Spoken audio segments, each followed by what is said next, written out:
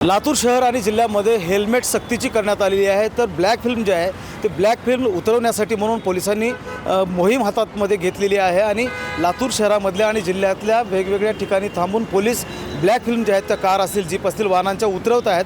त्याचबरोबर हेल्मेट सक्तीची करण्यात आलेली आहे। जे मोटरसायकल चालक आहेत त्यांना हेल्मेट सक्तीची करण्यात आलेली आहेत। पोलीस अधिकारी आपल्यासोबत आहेत, त्यांच्याकडे जाऊन मिळत काय मोहीम आहे हेल्मेट आणि काळ्या फिल्म उतरवण्याच्या संदर्भात।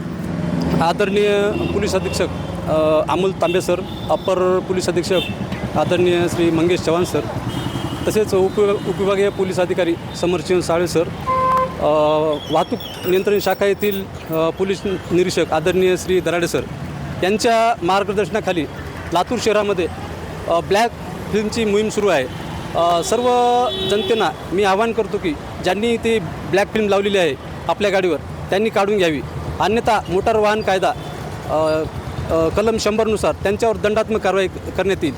ही मोहीम गेल्या 8 दिवसापासून सुरू आहे। यापुढे सुद्धा अशीच मोहीम सुरू राहील। तसेच फटाका सायलेन्सर यापूर्वीसुद्धा ही फटाका सायलेन्सरविरुद्ध कारवाई सुरू होती।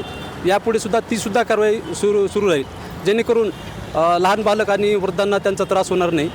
तर मी आवाहन करतो की सर्वांनी नियमाचं पालन करावे आणि प्रशासनाला सहकार्य करावे। धन्यवाद। महेंद्र चौधरी, टीव्ही मराठी, लातूर।